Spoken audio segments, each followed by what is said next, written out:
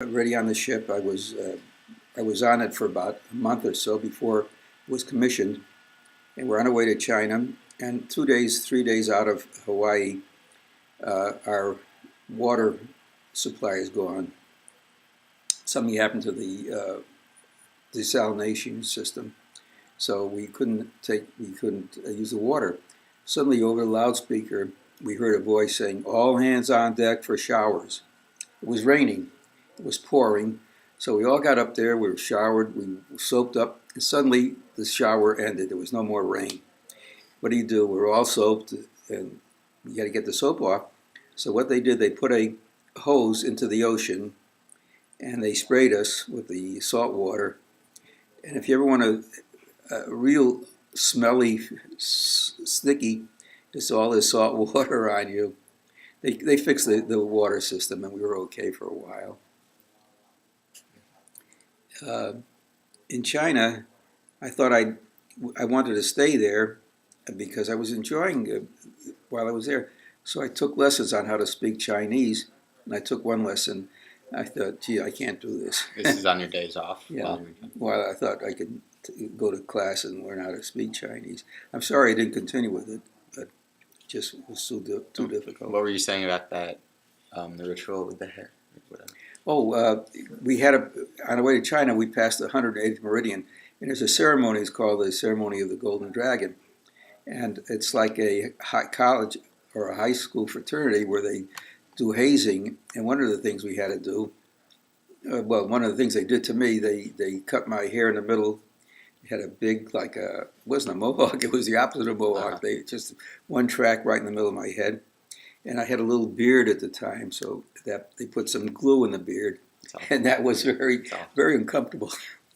I think I still have some. I don't know if we found them. We were looking for pictures, and I had some pictures taken when they were doing the ceremony. I don't know if I still have them or not. We'll look later. What else? So do you want to show this? This is my top, my Navy, my uniform. Mm-hmm. This is the amphibious emblem that we had, all the amphibious. Right. We had my Radio Man Third Class. Had this done on the back of my... And that just shows that you were in China? Yep. It's Shanghai, so China. The people that went to Europe or anywhere over there, they had, what would they have? I don't know. It's done. This is a personal thing. It wasn't done from the government. Okay. In other words, the Navy didn't do it for us. We did it our own. Right. But seeing this brings back such memories because when I was attached to Marine Corps in Oceanside, we had to take training with the Marines, and part of one of the things we had to do was climb up this 150-foot tower and jump into a pool at the bottom of where there was a pool. And if you're up there 150 feet and you look down, that pool looked awfully small. But, you do it. And I jumped and I ended up, I swam around. We did our laps, and it was fun. Then part of the training, we had to climb down the side of a ship. And it was rope ladders. And on the bottom of the ladder, you go into a little LST. And that LST is a landing ship tank, and it had like a drop in the front where you go up onto the landing drops and you run off. And this particular day we were taking training, and I got into the little LST and ended up on the island where we were going, and the ramp went down, and everybody had to run off. And I had this 50-pound radio receiver on my back. And as I hit the ramp, a wave hit the ramp, and it went up in the air. I went up in the air, ended up in the water, flat on my back. And every time I tried to get up, somebody else would sort of step on me. And I thought I was going to drown because I couldn't get up. That thing was so heavy, and all these guys were on top of me. Finally, I got up, and when I got to the area where we were supposed to be, my radio was dead because of the water, and I couldn't work it. We tried with the hand crank, and it didn't work. So, but a good thing it was only a maneuver. It wasn't an actual battle. This was in Indianapolis? No, this was in California, okay. with the Marine Corps, Oceanside, California. And what were you saying about your pant buttons earlier? My what? All the buttons that you had to undo? Oh, in the Navy, the trousers have 13 buttons that go around the front. So if you want to have to go to the bathroom or anything, you have to unbutton 13 buttons. So you got to be pretty fast. Yeah. But some of the fellows had their pants made into with a zipper that goes around, and they had what they call tailor-mades. While I was in Indianapolis, I ended up with a influenza. There was an influenza epidemic, so I ended up in the hospital, and the group that I was originally attached to went on to someplace in Connecticut. I think it was right outside of, it was Noroton Heights, which is right outside of Greenwich. And I ended up going out to Oceanside, California. How did you and your family feel about you being sent off into the war? My mother and father were very upset. They were nervous and frightened. They thought that I would not come back. My mother bought me a watch, and when the salesman told her it was waterproof, she started crying. She was a waterproof watch. She thought I was going to end up in the water. Okay, that was one thing. Then I would send them email, or it wasn't email, it was called GI mail, and I would write them, they would write me back. And you never wrote anything to them? I used to write them letters. Yeah. We were in contact. We were able to talk with each other. In the boot camp in Sampson, our unit won what they call the Rooster, best barrack, the best marching, the best whatever. That year, that particular time, we won the Rooster, which gave us a free day in Geneva, New York. Geneva is a cockamamie town, maybe 5 stores, but my parents, I told them I had a day off. My parents, they would like to see me. So they had to travel to get to Geneva. They had to travel overnight from Hartford. There wasn't a direct train that went up there. So they were tired. I was tired. And we didn't know what to do with each other. We walked up and down the street, back and forth. After a couple, we had dinner, lunch, and I went back and they went back. But it was, they were really concerned over my health.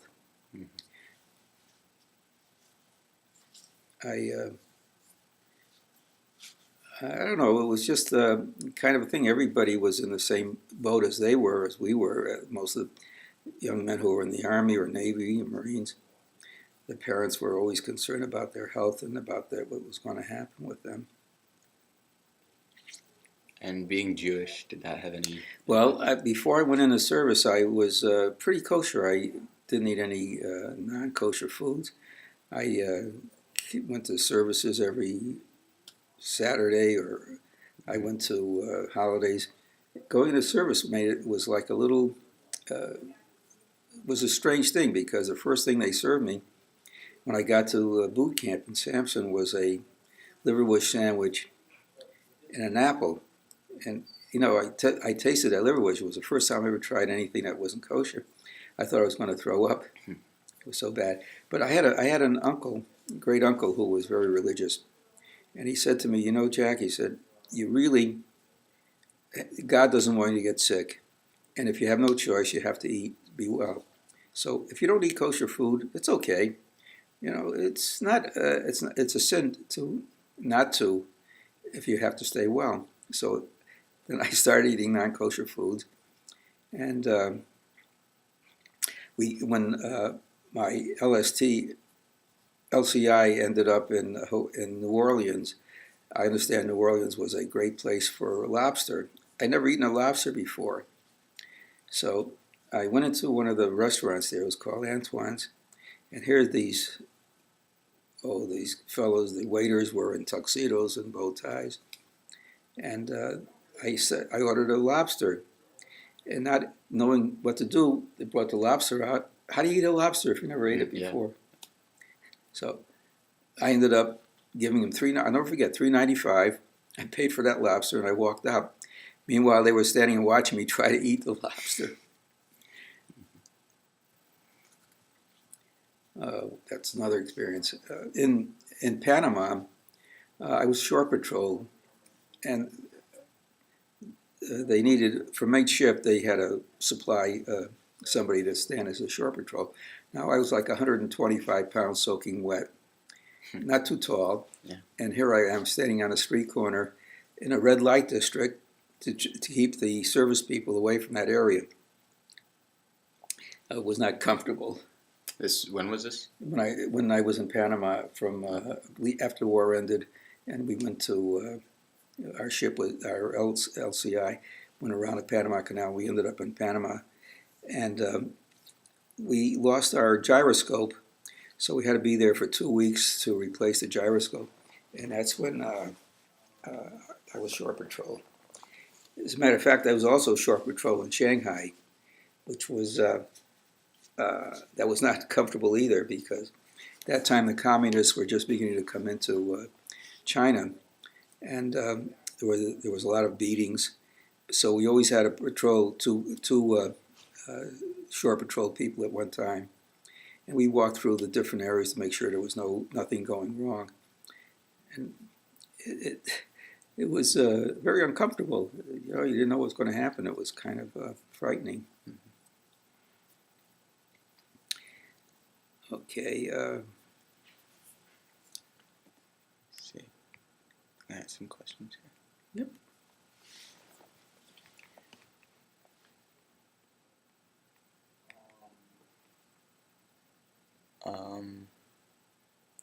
So how did the war? I guess how did the war change you? Do you think you came out a different person? Yes, I did, because I was very insulated before I went into service. I lived in an area that was, I'd say, 80% Jewish, 75% Jewish, and it was all my friends were Jewish, all my close friends were Jewish, and everything, my relatives, and all I knew was, like I said, I was very insulated. When I went into the service, I realized that there were other things to see, other things to do, and being in the Navy, being in the service, I got to see a lot of the country, and I realized that it's a big country, and I wasn't. I was ready to. I was prepared to be different, and it was. I realized I was a little bit more tolerant of other people. A little bit more. I saw how other people lived, and it made me feel very that I was like my life had been Was it sheltered? sheltered. Yeah, that's exactly right. Okay. Do you remember being afraid of what might happen during the war? Actually, the only time I had any concern, and it was something that I really can't even explain today. One day I was on a ship, and we were in the ship, and we were sailing, and some sailor from Oklahoma, who was very uneducated, and all of a sudden he started picking on me and calling me kind of names, and then he took out a knife, and he said, "I'm going to kill you." I looked at him because I didn't know this happened like from out of nowhere, and he had this knife actually touching my stomach. So It's crazy. yeah, he was crazy. You know, I said to him, if you do anything to me, you're going to end up in jail the rest of your life. So you better. I don't know how I talked him out of it, and I said, he walked away, but we were good friends after that. So funny. Sorry.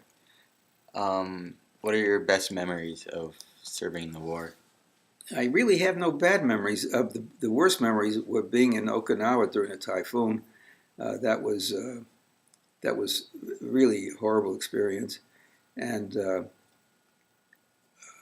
one of the things that was really frightening is when I brought all these messages of all these ships capsizing, and we couldn't do anything about it.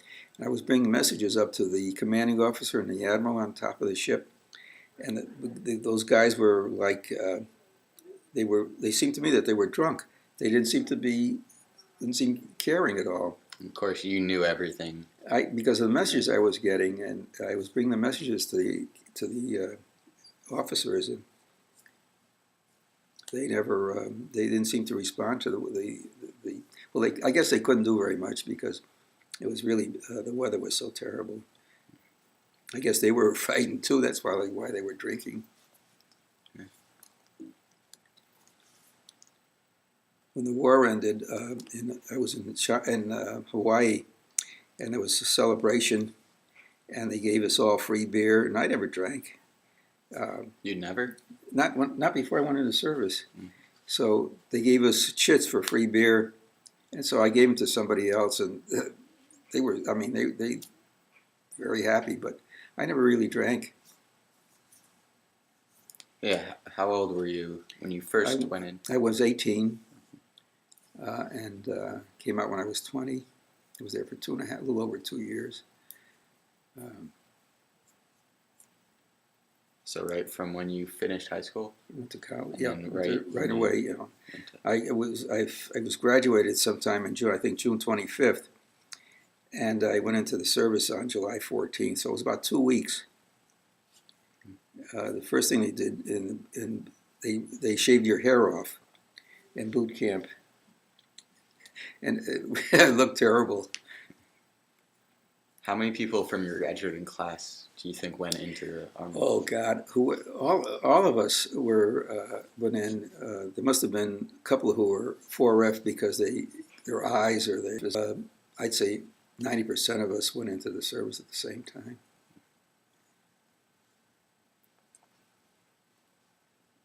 Do you want to do the medals now? Oh. Or unless you have any other stories. No, I guess that's it. Okay.